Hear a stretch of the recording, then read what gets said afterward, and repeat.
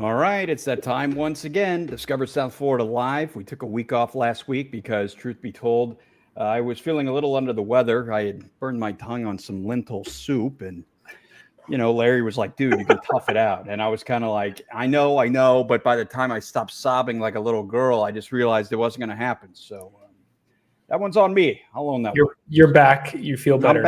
I'm back. I feel better, and I'm glad we can all be here tonight to share this moment on the 1st of October, 2025. It's fall. People are feeling good. I don't know about the housing market, but I mean, in general, I think people feel good.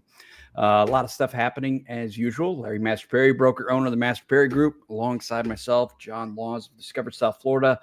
And Larry, we will start tonight in Fort Lauderdale and the project that reportedly they pulled the plug. And it's kind of one that was surprising because at first it seemed like it was, one that couldn't go wrong. For anybody who's not familiar with the situation, Fort Lauderdale supposedly gave away $35 million worth of land and in the end have gotten absolutely nothing in return. So now they're trying to take it back. Larry, what do you know about the $140 million arts park that was supposed to be built in the heart of Flagler Village? Yeah, we've seen this happen before. So I don't know. I think cities need to work with legit humans that have legit track records. And I think when you do that, you have a higher probability of success. We've seen other cities not succeed at that too. The Mandarin Oriental is one example of that. But again, and that was a legit company. But again, they're getting there. They're 8 years later. They're almost done. Baby steps. But even the other project in Boca Raton, where we saw like an amateur level developer, and I would say he was more legit than this guy is, that they turn this over to, and we'll talk about it in a second in Fort Lauderdale. This to me just sounds crazy. I don't know how. I can understand why the public is upset about what went down here. This just seems crazy. So the gist is this guy who was involved or is involved in nightlife, a guy named Jeff John, CEO of Damn Good Hospitality. Which that name alone, that raises a red flag to me if I knew nothing else about what was going on. Jeff John's doing the deal. No. Damn Good Hospitality. That too. Two first names. This isn't college. You don't come up with names like that. What are you doing? Yeah. Well, this is the other thing. So he's in hospitality. He's in nightlife in Fort Lauderdale. He operated venues like Revolution Live, right? Warren American Whiskey Kitchen. So he was connected down there and probably had connections within the community and had a cool proposal and a cool idea. But this guy's not a developer. This guy's not, so it's like I get you might want to do something nice for somebody who has a good idea and maybe seems like they have a good head on their shoulders and has a good vision. But on the other hand, you're playing with the public's money. So that's really going out on a limb for City Hall and commissioners to just be like, yeah, here's $35 million. Because that's what you just did. You gave somebody $35 million worth of land and tied it up for a few years to give them a shot. Now, I think the reality is like, this isn't the end of the world. They'll get the land back. Right. But again, I think would have been worse is like poor execution. Having something there that is otherwise not as good as it could have been if you paid like a real guy. It would have turned into like the development equivalent of Fire Festival or something. Yeah, exactly. Something that's just like kind of shoddy. And it's like, well, now they've kind of delivered on their promise to do something there, but it's not at the level or the standard that one would expect from, from a big project in the city. So so for whoever's like, we're we're kind of bouncing around here, but the gist is City of Fort Lauderdale gave a $35 million piece of land to a guy, and named Jeff John, CEO of Damn Good Hospitality, and he did nothing with it, and that's what happened, and that's where we're at. And for whoever's curious as to where this is, I mean, this is like a real location. It's off of Broward Boulevard, right? Well, I know exactly where that is. Yeah. And so unfortunately, so now this thing's like been tied up, nothing's happened. And so this happened back in like 2022. Fort Lauderdale approved this thing, and decided to move forward with them. And there was supposed to be this like game changer project, $140 million arts park, right? As you mentioned. And like the guy didn't provide much of anything since then. Even then, I don't think he really provided anything. So the developer paid nothing for the land, literally $0. Yep. Until 1 year after the construction is complete was the deal. So really cool. Like, I mean, which almost seems like a dare. Like, it's like, oh yeah, let's see what you can do with this, huh? I mean, like from a entrepreneurial perspective, you look at Jeff John, you're like, man, this guy convinced the city to give him this deal, and this is like epic. And then, and then he flaked. Something happened here. There was no deadline. Yeah, they gave him no deadline to start construction. The only clause that it says is it must finish within 3 years of pulling a building permit. But guess what? No building permit's ever been pulled. So technically, this guy could fight this probably. I'm sure the city's going to win and get their land back. Well, why? Why would you even fight this? You obviously were in over your head. You made a mistake. Move on. So October 7th is the date when the city meets again, and they're planning to just like pull the plug on this, right? And so we'll see how that goes. This guy, the city asked for proof of funds. They've provided like some weird ass proof of funds, weird financing. If you dig deep into the financing stuff, it's like, was it in crypto or something? It just there was a letter from a company called Ares 2811 Corp that claims they're ready to fully fund the project. There's no there's no like information on it, like phone number, email address, website. I think they found that the actual address listed on Ares Corp goes to like a single family home in Nassau County somewhere. So, and it was formed in 2023 in New York, this corporation. So it's just like it's all like fugazi, right? It's all just whatever. And so this guy, this project, unfortunately, didn't happen, and it was exciting, and we were all pumped up to have this, get finished or start, but it went nowhere. And like you said, I mean, at least nothing happened. At least, there weren't so many people that got screwed out of a bunch of money or something. I mean, I'm not going to go as far as to say it's a victimless crime because, I mean, this could have been, prime real estate used for any number of other projects. It just didn't happen. Well, exactly. Yeah. I think this strikes me as a guy who probably, you have somebody else develop the area and then you let him run it. I mean, if from his track record, I'm sure that would probably make a little more sense. But, I don't want to speak too much for Mr. Jeff John. I don't know him. I would agree, right? Like the vision, the idea, the ability to operate it, probably he's good at.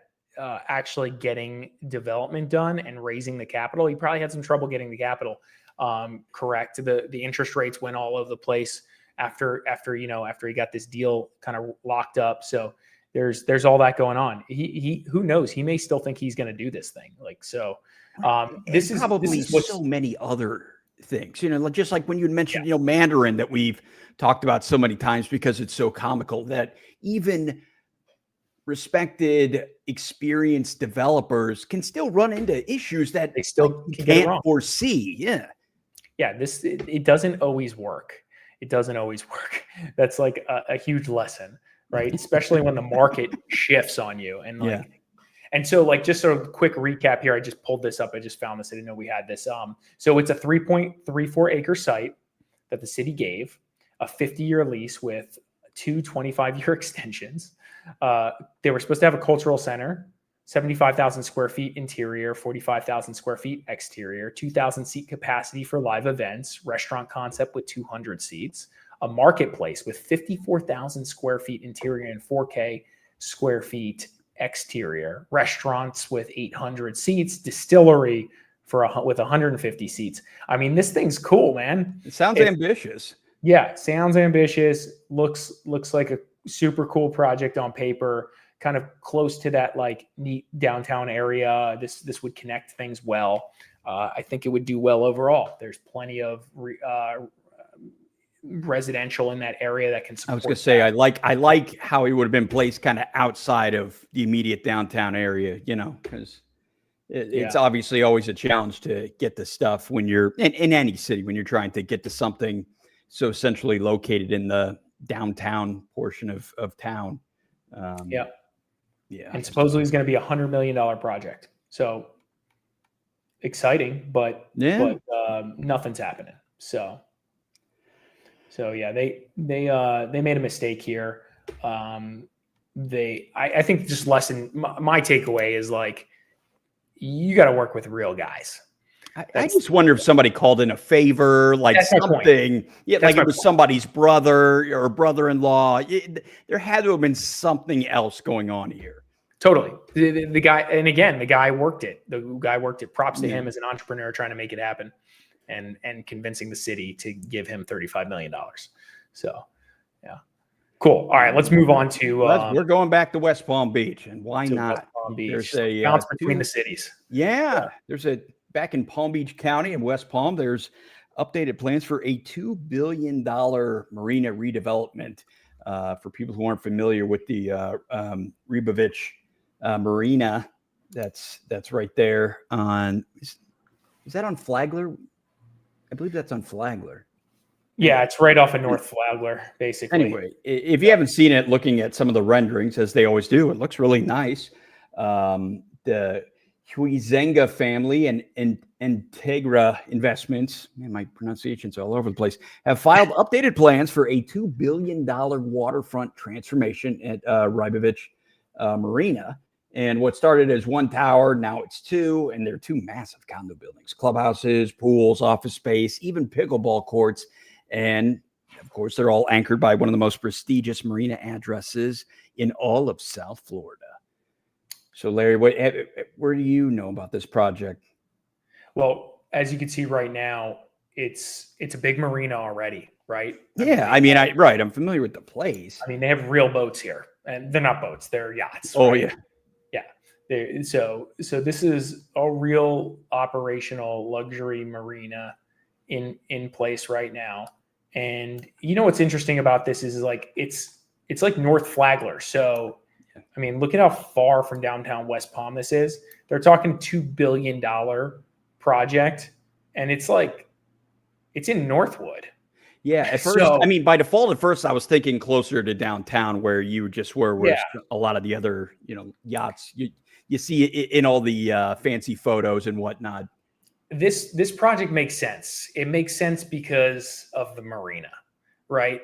Like if you're a big boat owner, it's not easy to find a place to keep your boat. And so if you're a big boat owner owning a condo and having the marina set up right there is very efficient. One, for your staff, for storage of all the stuff you have.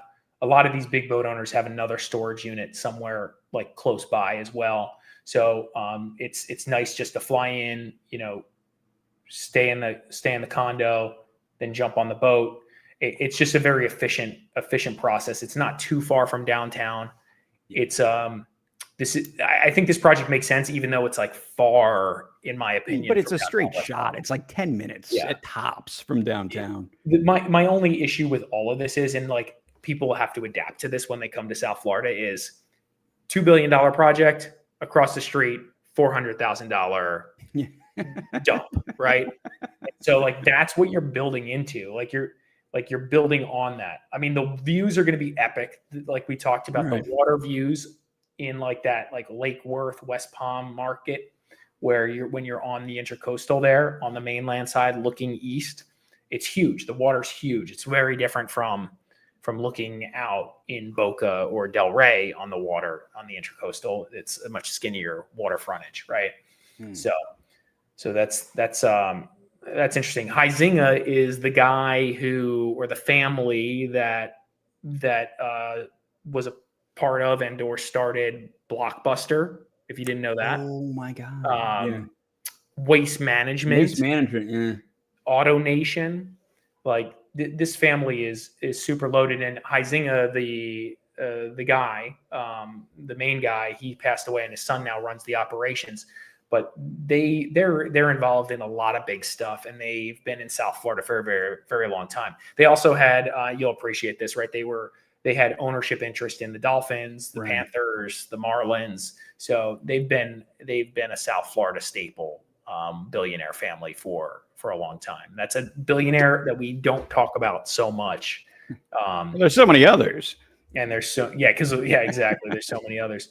And the other group, Integra, we've brought them up a bunch, right? So Integra and Huizenga, they're gonna knock this out. This is who you probably should have considered hiring Fort Lauderdale to do that stupid little project. That's right. You bring in somebody who knows what they're doing, and then you let that guy run it. Yeah, exactly. But this is going to be an epic project. It's going to be probably as epic as what's the one that was built on the Surfside building that we've been talking about by the Dubai company. Yes. It's probably going to be like that extreme of like a design and I mean, you're going to have boats in there that are 200 feet, right? This is like billionaire central, right? So this is going to demand high quality, some of the highest quality. So yeah, this will be cool. What it looks like, it's a 14.58 acre parcel, which is pretty freaking big. 34 stories, 147 units with 681 parking spaces in the garage. That's just tower one. And I know. I wonder why. At first, I was going to say, I wonder why they decided to go with 2 towers instead of 1. And then it's like, oh, wow. I bet they had a lot of land left over after the original plan. It's like, what are we going to stick here? It's like, you know what? Put another tower down, shall we? There's probably height restrictions too, right? So like if they wanted to go 60 stories, it's probably not a thing in West Palm. We're not in Miami, and I don't know what Fort Lauderdale's height restrictions are, but Fort Lauderdale's probably even a little higher or higher than West Palm. Yeah. So Tower 2 has another 112 units, so 259 units in total. Pretty big. And then 60,000 square feet of a semi-private club. My guess is this is like connected to the marina. So the marina, the condo complex, all this is going to be one massive luxury experience when you come in here. I can see people going from there to the Bahamas, staying in those luxury high-end clubs like the Albany Club. I bet you boats move from there to here. And so like at the Albany Club, as an example, the level of luxury is just like off the charts. And so these guys that are moving these big boats around, that is what they do, right? They want and need to be in those locations. The money doesn't matter. And so this will be a great connector from like Albany in Bahamas to West Palm, and then probably down to Fort Lauderdale, right? You just kind of move around down to Miami. And so this is kind of creating a environment that I think like places like Miami and Fort Lauderdale have some of, and West Palm needs it. So for the ultra wealthy, right? Right. So, yeah. We don't want to take the bright line. We're going to take our mega yacht to get up here. Okay. Exactly. So, all right, let's head to Boca, shall we? And the Bocora project, which is basically Boca, except, an extra O and an R. Yeah, the Bocora project in Boca gained city approval. It's not your typical development, though. It's set inside the Amtech Center Business Park, which the project is turning underused commercial space into a hybrid residential community, complete with a private school and a boutique public gym. Turns out, though, as shocking as this may be, not everyone is in favor of it. This is another one. This is another one that's kind of a little bit outside the core downtown area. I think they're going to get away with it, you know? Where is this? So just like, so oh, okay, I see it. Yeah. So we've talked about Brick, Boca Raton Innovation Campus, just to the south, which has major projects going on. They're doing a lot of stuff north of that. Yeah. We talked about the project here, right, on the Tri-Rail, the transportation project. And so in here, there's just a ton of office and like light industrial type stuff. And this is the area that they're planning on putting that project in. And so 298 units on 4 acres right there. The project was previously approved as an 8-story, 277 unit building. Mm-hmm. Now, I haven't ventured into that area that often, even though I drive by, on Yamato a lot of stuff. What is all of this? Is this like commercial warehouses? What are? Yeah, it's like light industrial stuff. It's like warehouse with like business store frontages. Like you can kind of see like small stuff you see. Mm-hmm. So it's kind of a weird place to put it. Like, generally speaking, it's all going to be fine. It's Boca. So it's like, I think the project will succeed because like any additional resi space in Boca is like absorbed pretty quickly, especially when you're like right off Congress, which is pretty east in Boca. And it's kind of, and again, it's like outside the core downtown market where people go bananas when anybody tries to do something. So no, and we've just recently witnessed that. So this probably feels like it gets approved and done, and they move forward. Yeah. Okay. All right. Well, it's good to see they're looks like they're going to something without trying to minimize the amount of people they piss off. Yeah, it looks like they're going to put in 1 to 3 bedroom mixed use apartments with 4 units reserved as workforce housing. So a little bit of workforce housing. They're going to have amenities, the standard stuff, right? Fitness center, decent sized fitness center, 2,000 square feet, pool, dog park, business center, 6-story garage with 636 spots. Parking's a big deal these days, and everybody seems to be focused on it. 2,000 square feet for a private school. That's not really. That's my question. Why? Why the private school? That just seems like of all the things you've mentioned up to this point, it's like, and the school. What are we doing? I think if. So my sister has a kid, right? And this is a preparatory academy.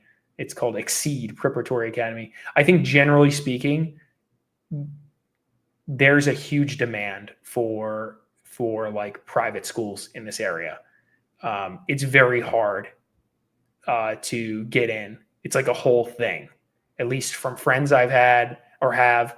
That have had to get into any of these private schools in the area. So I think you could probably build a massive private school, another one, and it would fill up in 2 seconds. And I think that's why we're seeing not only this one pop up, but Steve Ross build one. We've seen another one pop up on our radar recently. Griffin, he's building one in Miami. I just saw. Yep. Yeah. So you got a mix of this. Like there's huge demand for this in South Florida. There's just like the wealth here is just like, it surprises me a little just because I thought the public schools in Boca Raton were very highly rated or whatever. Yeah, but like people just don't. It's so funny. Like as like working with so many of these clients, it's like that isn't always a driver. It almost doesn't always matter because they just plan on sending the private school no matter what. Private anyway. Like public is just still like, I don't care how good the public school is, it's just not acceptable, right? So free country, do what you want, I guess. Totally. You got the money, go ahead and pay for it, do what you want to do. Okay. Yeah. So that's a thing. But yeah, so this is more of an apartment complex, which makes sense to go here instead of like a condo complex. Well, I mean, I'm like, I don't know the numbers on most schools. I'm like, is 2,000 feet a lot for a school? I think that's small. Sound like much? Yeah. It feels okay. I mean, like think of a 2,000 square foot house. That's like small. Yeah. Well, that's what I'm saying. I'm like, I'm kind of confused. It's a prep academy for like it's not like a big like pre-kindergarten or something. I mean, I'm guessing. I don't know. Yeah. So I'm sure we could look up Exceed and see what they got going on. Exceed with an X. Exceed. Yeah. And we mentioned a few projects that I just mentioned off the top of my head, but I'm looking at the list here of other projects in the surrounding area. We got the $50 million Office Depot site that's going. Yeah, that's a big one. 500 apartments. I mean, that's huge. So the Boca Raton is looking to deliver thousands of apartments over the next couple of years, thousands, and that's probably necessary to keep prices at bay. I mean, prices are expensive already to live here, so adding units will only help affordability in the area. And so I know people are resisting this, but like if you're if you're like a 23-year-old trying to work in this city, like it's not that easy to pay for an apartment, right? It's expensive. So maybe I missed the one about the Mormons bought a church. What happened here? No, I mean, I see they spent 152 million on an apartment acquisition. I must have missed this one. Yeah, we'll have to look at that one. We'll talk about that one. That's another. Yeah. Well, I mean, the 12-story hotel. That's the one on the south side of Meisner Park, isn't it? Yeah. Is that Batman's place? That's Batman's place. Okay. So Batman's got one going up, but that's in downtown. Right. And that seems approved. And I don't think anybody's stopping that one. That one's been in the works for a long time and is going through. The resident opposition of the large scale development, like the 31-acre Terra Frisbee proposal. Yeah, that's the one we were referencing where more and more. I just got an email from the community again. Really? About they're not accepting, at least that email stating that they're not accepting the newer proposal. And so it's just one of those that they're just going to be against it no matter what. It feels that way. It feels that way. It totally feels that way. So they were making claims like the city is giving the land away for free. And so like my whole thing is like, okay, well, is that standard? Is that like kind of the protocol? Right. Or like, they're like, we can build our own city hall, et cetera. We don't need to give our land away to do that. It's like, no, we can do that. Like that makes sense. But like, we don't get all the other stuff though. Like we can't go build the other stuff really easily without one of these big builders getting involved.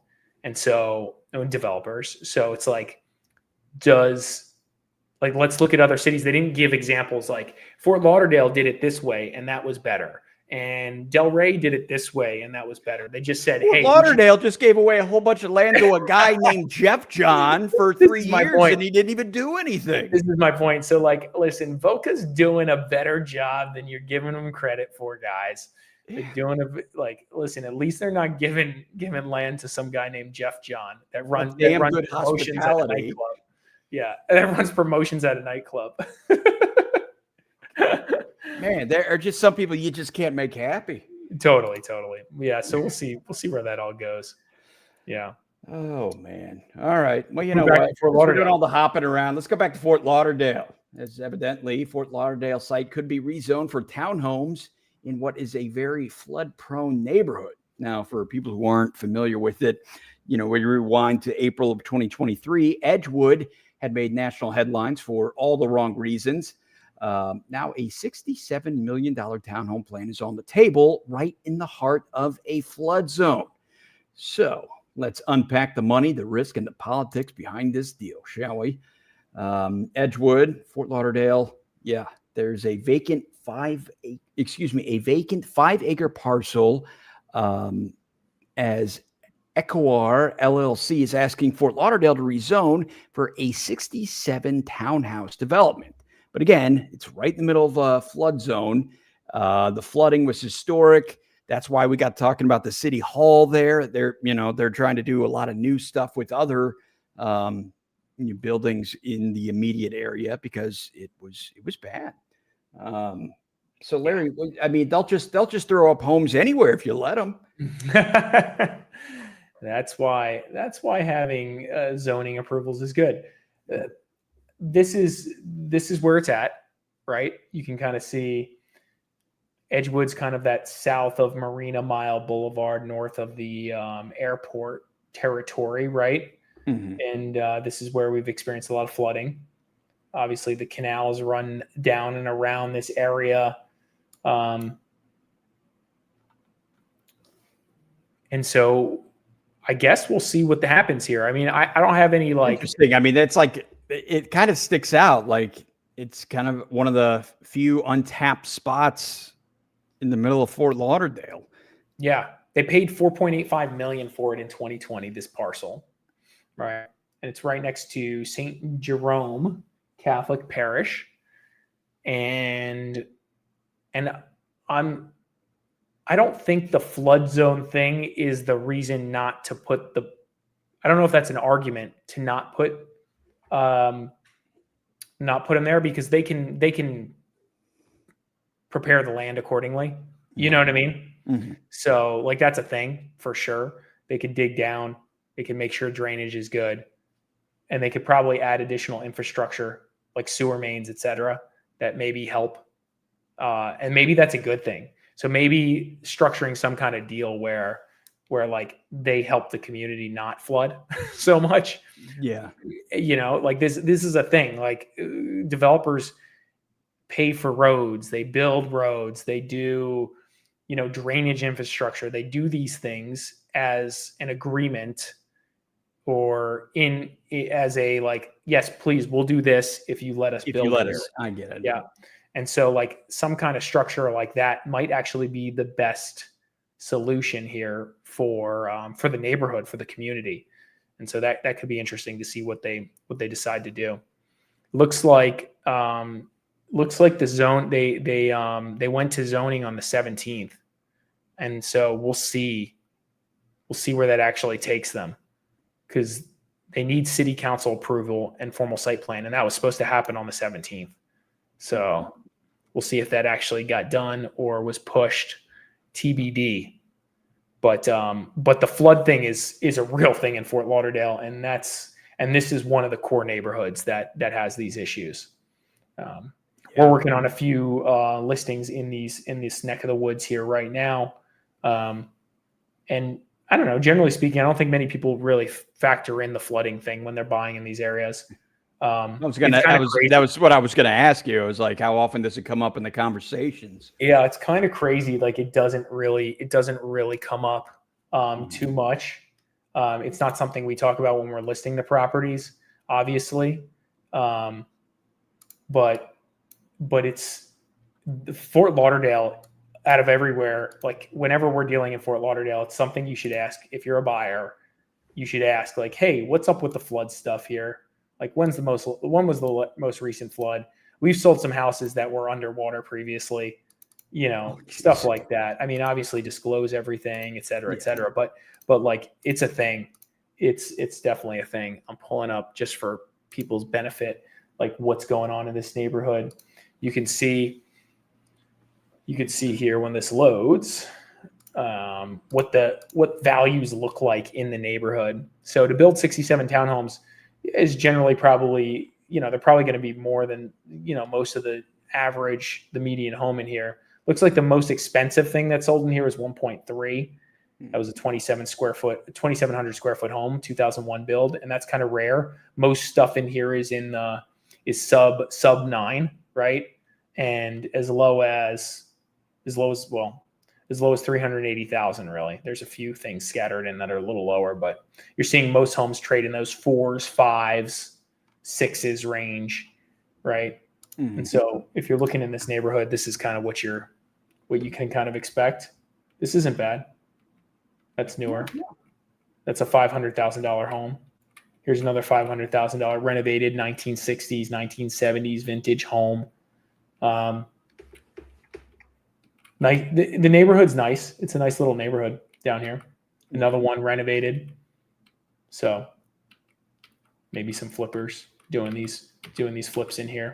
Yeah. So the neighborhood's kind of on like an upswing, in my opinion. It's just Fort Lauderdale needs to figure out their drainage infrastructure for sure. It's something to really think about. Which I find that kind of funny that it's taken them that long, because yes, the catastrophic hurricanes really haven't come in, for like the last 30, 40 years, but the rains have always been there. Yeah. It's interesting. Some notes here. Fort Lauderdale built a $10.5 million pump station completed December of 2024, so late last year, to help relieve pressure during heavy storms, with hopes it would aid areas like Edgewood, as an example. That was a CBS News report. Yeah. Other neighborhoods suing/pushing back. Some residents of River Oaks and Edgewood have sued contractors involved in flood control work, alleging failures or deficiencies in the improvements. So you got a lot of this like stuff going on. Let's see. 7 neighborhood stormwater improvements. Edgewood is part of a broader $104 million. I think we talked about this project covering multiple neighborhoods to address chronic flooding. Yeah. And so, at River Oaks, Edgewood Joint Infrastructure Project, the city has been integrating stormwater and pump station upgrades in River Oaks and Edgewood together. So yeah, again, like maybe a developer working in this area can help invest in that and help improve infrastructure there. It's a tough area to want to invest in when you already know they're struggling with this.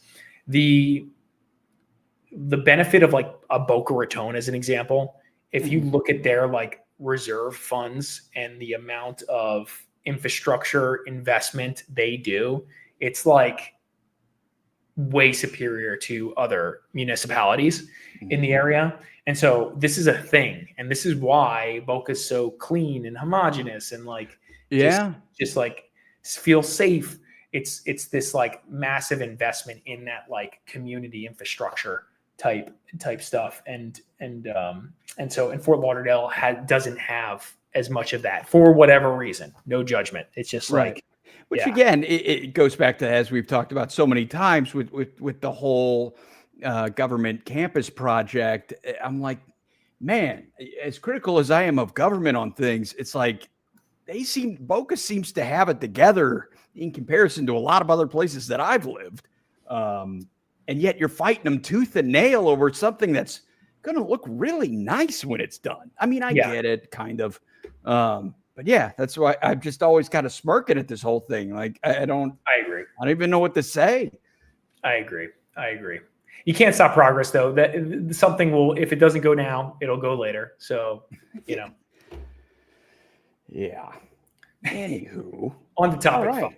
Well, let's move on to the South Florida housing market, which I found this very interesting because I've seen so many national reports how overall this is the most balanced the housing market has been nationally, again, in the last 5 years. And yet, according to Realtor.com, if you take into account the Miami, Fort Lauderdale, West Palm Beach metro areas, it is the most unbalanced housing market in the entire country. Supply's up, as you have talked about many, many times. Supply is up nearly 10 months worth. And of course, the prices are falling. So yeah, it's brutal. Larry, for people who don't follow this stuff so closely, what do we need to know about the unbalanced housing market here? Yeah, let's get into it. I mean, the housing market overall, let's go through some of their stats and like maybe we just comment on some things. I'm trying to pull up some stuff here right now so I can share, because this is actually, we're going to be doing a deep dive into this right here soon. Oh, right. I got the so like market update coming up. Yeah, next week expect a market update where we'll be super informed on stats, because as of today, the new stats are dropping and we usually give it a breather to make sure they get corrected properly. And so we're reporting on the right stuff. So we'll have the most recent stats, more recent than this report even will have that we're talking about right now. So the overall, when you compare South Florida to the national statistics, I mean, our month's supply of inventory or our absorption rate is like bananas high, which is very much so in the buyer's territory, buyer's market territory. So we're no longer in that seller's market range in South Florida. Now, the strength or the intensity of the market varies based on product type, right? Condo 55 and up for 200 grand is a terrible market, right? It's the worst, right? And then for like a 4-story condo building for 200 grand in a 55 and up community, it's a disaster. Okay. And then you have like varying levels of like what's better. So single family home, non-HOA community, maybe best right now, right? Especially if it's like a decent product, like if it's updated, renovated, or just newer, right? And so what we're seeing is that like broad like range of like, okay, well, we're competing, we have bidding wars and properties selling above asking in some cases. This is very rare now. This is like the 5%, 10% type scenario. And then you have like people that are like giving their condo away for less than they paid for it 3 years ago, for sure, right? And so you have this mixed environment. And then the cities, things vary based on city, things vary based on waterfront, not waterfront, seasonality, investment type product, not investment type product. Talk about like just workforce housing, apartment buildings for sale. Those things are selling at strong numbers. They're feeling some softness, but strong numbers. And then you talk about like just stuff that's like a condo again, where it's just terrible experience. So they say South Florida has a 9.7 months of housing supply, which is the highest in the nation. And for context, anything above a 6-month housing supply is considered buyer's market territory. So median list price is now $500,000, which is down 5.7% year over year. Okay, this is what we've been preaching since March. Prices are coming down. They're coming down. It's happening. It's not like it had to at some point, right? Yeah, and this isn't us predicting this. This is me saying this is the fact today. Like it's lower. Prices are lower. I can give you 10 examples of people whom we're selling homes for that bought their home in 22 and 23 that we cannot get the same price that they paid for the home today. Yeah. So if that's not a good enough story for you, I don't know what is, right? And this is, most of these people have invested 100 grand in their home and they still can't get the price they paid for it. We have multiple sellers that are coming to closing with checks or wiring money to title, the seller wiring money to title just to sell their home because they're, again, underwater to a degree on their home, not underwater on their mortgage, but they're underwater. And so like they're just getting the project done, or they're just getting their home sold because they got to move on. And as time goes on and we continue to tick away, as the interest rates remain at 6.5, wherever we're at any given day, more and more people are less and less people have those 4% interest rates that are locking them in to making a move. And so, and more people are having life events where even if they have the 4% interest rate, they're putting it on the market to sell because they have to move on to whatever new situation they're moving into. Yeah. And so we have this crazy mix of investors, people relocating to the area, wealthy, workforce, blue collar people, and things are changing at the same time, from a macro perspective. So it's a weird place. It's a weird place to be in right now. It's funky, right? The market is funky. Just in its own way, how once again South Florida's housing market seems to go against the grain of everything else, be it good or bad. I mean, I was just looking at an Associated Press article from the last couple of days about how, still I think it was just over 50% of the country has that mortgage rate of 4% or lower. And I mean, but at the same time, I believe it's the most in the last 15 years of people accepting mortgage rates that are higher than 6. It was just a bunch of numbers like that. And just so when I hear about all these things, I'm just like, wow, because profit margins for house flippers were the lowest they've been in the last 17 years. I mean, just on and on and on. We're in a correction, whether people want to believe it or not. We're in a correction, and the reality is that it's not this like catastrophic correction. Yeah, nobody's losing their shirt like they were in 08, right? Yeah, it's not like 40-50% of of the population is like really jammed over this. Values have somewhat remained decent. Things aren't crashing, and that's primarily due to supply and demand, right? So the supply in South Florida hasn't like exceeded the demand to a level that is catastrophic. The actual lack of supply is what's propping up prices right now, keeping them where they're at. If you add another 1,000 homes to the Boca Raton real estate market active listing, you're going to see prices soften more. And so here's the kicker, guys. Every season, this season right now, September, October, for the past 2 years, we've seen inventory climb by the number I just described. And so we see that happen, and the demand hasn't bought the level of inventory back down to what it was before the season started. And that's what historically had happened. Right. Supply goes up, demand catches it and pushes it back down. And we live in this like same oscillating threshold. What we've seen over the past 2 or 3 years is supply goes up and demand hits during the winter, during the season, and it just levels it off. And then it lives there and it stays there. And then next season, supply goes up again and then demand levels off. So we've been seeing this steady increase, leveling off, increase, leveling off. And so most likely we will see that again this season. And again, post-COVID, the migration has slowed dramatically. So we're seeing less people, less demand in the South Florida market, which is affecting absorption of supply. That's why we see the absorption rate go from what once was less than a month to now almost 10 months.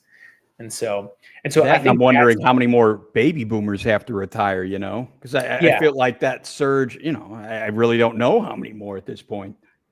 And so I think that's the thing that we all need to watch out for. The supply, if the supply comes up again, we will feel further softening in this market. And we're watching it. And this month is like the month we start seeing that typically. And so we'll see how this feels. October, November, and December are really going to tell the story of what's going on. I'm waiting for this to load here while we're talking. So I was actually on it earlier today, and I noticed it was going really slow. I don't think it's you, Larry. I'm just pulling all South Florida right now for everyone's benefit. But what's interesting? If you just look at this data point, this is median days on market. You can kind of see where we're trending, right? This is a 2-year trend line, right? 2 years? Mm-hmm.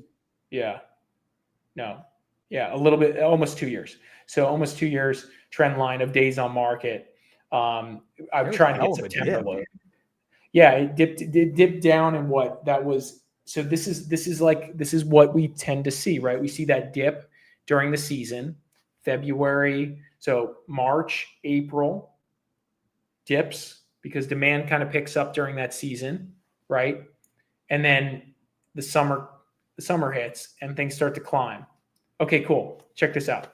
So this is great. So this is median, which is nice here. We're seeing a little bit of a dip. This is a good sign for the market, probably due to, interest rates moving down a little bit of conviction on the real estate market in general. Let's see what inventory. This is like live, us messing around. I haven't looked at this. Oh, look at this. This is active listings on the market.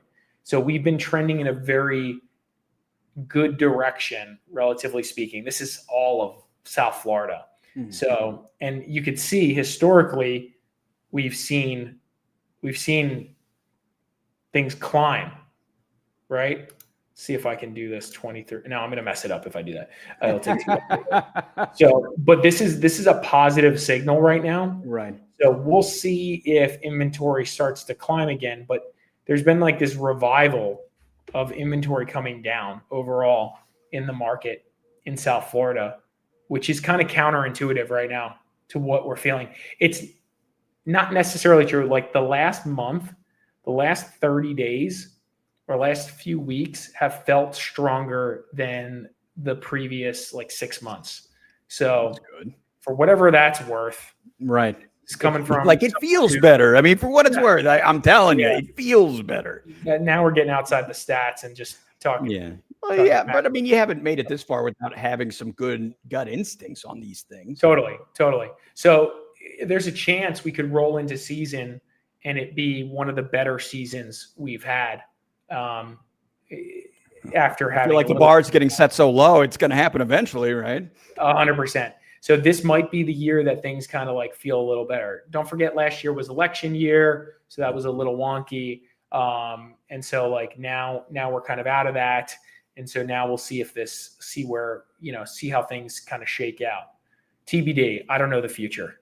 That is interesting though. But I mean, looking at the number of listings going down, I know we've done several videos where you've seen it with sellers that are very unsatisfied with the offers they're getting, I mean, what they want to sell it for versus what a buyer's prepared to pay, and they just pulled off the market altogether. I mean, do you still think that's really influencing in what we were just looking at? We have a number of people that are like, it's like this number or bust. It's like, we're listed at this number. If we get it, we're doing the deal. If not, we'll just pull it off. We believe the future is going to be better, or we don't care, or we have it set up to rent, so we can just rent it and we'll wait until we get that number. So it's a little frustrating of a market to be in as a listing agent when you have those dynamics. It's not like, hey, we're selling and we're just going to sell it at the best price, right? That's not, It's not the world. Like 30-40% of the time it's, hey, we're selling and we're just selling at best price because this is a life event. We need to do what we need to do. Right. And then like 60% of the time it's more like this, we're going to delist if we can't get it done. This is right. This is our second home or whatever. Totally. So I just went through, before we jumped on this call, I just had a 2-hour call with another customer. He has 5 or 6 properties, whatever it is. And we went through each one of them, and he had a strike price for each one of them. And we're trying to figure out which ones I believe we can hit the strike price on. And those are the ones we're going to sell first. And then, well, that's my recommendation, at least. Let's sell the ones we know we can sell. And then like play with the other ones later. Maybe you get lucky and the market moves up in your direction, which I don't necessarily believe is true, but that's a bet you can make. And so we just went through each one and we're like, okay, that one hit the strike price. This one hit the strike price. These 3 didn't. And so let's just list these 2, or let's list them all. And if they hit our price, great. If not, we just won't sell this time around. We'll wait a year. So it's a thing. So, and you have a lot of that in South Florida. You have a lot of this, like either second home, speculative buyer, investor type dynamic that like, it just creates this wonky market that we just discussed. You got buyers. Life events have no bearing. Exactly. It's just like, you just have a mix. And then to your point, you have the guys that like the market conditions don't even matter to them. Like we're buying and selling because that's what we do and we have a bunch of money. And so that's another whole dynamic. It's just very mixed here. It's very mixed. Yeah. All right. Let's go to West Palm Beach, huh? I don't know how familiar you are with the software giant ServiceNow, but evidently they are turning their back on California. It's the latest big company that's heading to West Palm Beach, building a new headquarters and bringing 850 employees with them. And lo and behold, our friend Steve Ross is got a hand in this because he has been luring big companies, not just to some of the places that he's built so far in downtown West Palm Beach. He's just pulling in big companies in general as his mission to turn West Palm Beach into the Wall Street of the South. It's looking pretty good right now. He has helped lure a $150 billion company into downtown West Palm. Okay, so ServiceNow is one of the most powerful enterprise software companies in the world. And they have plans to open a 200,000 square foot headquarters. It's an AI institute as well, smack dab in downtown West Palm. So, wow, Larry, this is a Fortune 500 company. And their AI, all the AI stuff going on, they're another company that's really trying to get a foothold in that market, as wisely they should. Their clients include, government services, other Fortune 100 companies, and global enterprises. So this is big. I mean, when you consider that Vanderbilt grad campus, I mean, you could see them working hand in hand because AI and cybersecurity, that's going to be a big part of their curriculum. So I could see how this is all coming together. I'm picturing like The Godfather, but it's like Steve Ross with the strings here, kind of pulling this all together. The puppet master. Yeah, yeah. It's like the Silicon Valley, like the need to be in Silicon Valley is not as important for these big companies, especially ones that are kind of situated. They kind of got their situation together and maybe don't need that like direct access or connection to the Silicon Valley hub, where I'm sure there's a lot going on, right? So it's just not the automatic choice anymore. And then you combine that with like, hey, it makes more business sense to be in an area that doesn't tax the heck out of us or have regulatory hurdles. That's what's doing it. Or the surrounding homes don't cost $2 million median price. You know what I mean? Like even still, like if you put yourself in San Francisco or Silicon Valley or West Palm is cheaper. Even though we say West Palm's expensive. Yeah, like in comparison, oh my God, compared to California, are you kidding? It's cheaper than San Francisco. So like, and it's fine. And the weather's nice. The beaches are nice.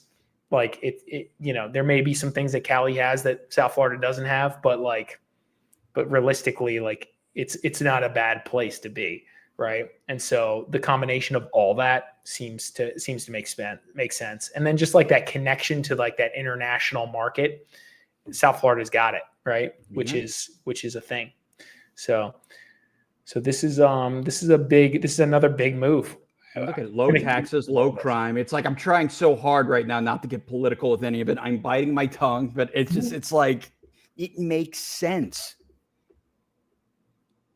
Yeah, clearly Steve Ross is very good at driving home that point. This is funny. Florida ranks number 31 in violent crime nationally, compared to California, number 6. That's interesting. Yeah. So yes, Florida man is still crazy, but he's not doing that kind of damage. Yeah. The high corporate and personal income tax, plus strict regulations, push companies away from California. All the stuff we already know. I mean, we complain about cost of living here. I mean, it is a drop in the bucket compared to your everyday Joe trying to live in a lot of parts of California. It's insane. Yeah, it's a thing. So, well, on that note, I guess, let's finish this one up. We're going to wrap it up. I did think it was interesting, with all the talk about Doge, we immediately think of Elon Musk and the Department of Government Efficiency. Well, don't forget about our Governor Ron DeSantis. He is targeting local spending in Florida, and we're busting out some serious audits to counties across the state. He's not messing around. He has his own Doge team to dig through city and county budgets across the state. It originally started out as a budget check, and it's quickly turning into a political storm because that's what happens. So let's break down what's going on here. This was February 2025. Everybody's, getting crazy about the Doge stuff. So DeSantis has his own Florida Doge team. And then in March, he meets with Musk, and DeSantis returns $878 million in federal funds and push for NASA's headquarters to move to Florida, because why not? And it seems like, DeSantis is all about this Doge task force. I mean, there is a long list of counties that are going to be audited here.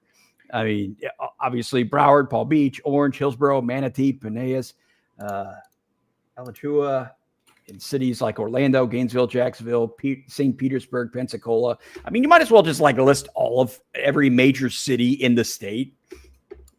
Yeah, I just thought it was funny. Like, so he returned a bunch of money. That's awesome, right? It's like, here's $878 million in federal funds. And then he said, NASA, move to Florida. Yeah, I mean, it's like, well, while we're talking, I mean, yeah, I wonder. Since Musk has such a big hand, you know, with all of his other businesses now, I mean, God, yeah, he basically does control NASA. And NASA's in DC, right? So it's like, but like their base is in South Florida. Houston. Oh, well, yeah. I mean, they've always. So Houston and Florida, right? The two areas, right? Yeah. So I'm guessing initially a concept of like put NASA in DC was because of like connection to lobbying and like getting things done. Right. But yeah, I wonder if there's any value in that. Done. They realize, yeah, that doesn't happen. Yeah. I just don't even know if there's value in that anymore. And that makes sense. I think maybe NASA headquarters maybe goes to Orlando, right? That probably makes sense, right? Instead of like, because like, I don't know, where NASA actually operates is not super developed, right? So, yeah. But this is, I mean, props to like, let's stop wasting money here and let's get this done. Right. Let's in principle, I mean, you know, I thought it was all a great idea. Now, obviously people can argue all day on the benefits and, you know, was it worth what they've done? I don't know. That's not my arena. I just know that, you know, trying to save money and balance the budget in theory is a good thing. Yeah. Yeah. Back me up, Larry. Isn't it? I thought it was a good thing. The Doge thing. I'm supportive. Oh, yeah. No. I mean, I'm just saying in general. Yeah, I mean, especially, you know, considering that this is DeSantis's last term by, you know, mandate in the state of Florida. Yeah, you know, trying to make a lasting impact here. Yeah, I think it's good. I think you know, reducing government waste is important, and this is a good solution. I mean, I'm just going through this here too. They found a lot of spots where money is just being wasted. So this is good. Yeah. All right. So I guess let's wrap it up at that time. All right. On behalf of Larry Mastropieri, broker owner of the Mastropieri Group based right here in Florida, I'm John Laws of Discover South Florida. Just want to thank you all for tuning in. Have a great night, and we will see you on the next one. Good night.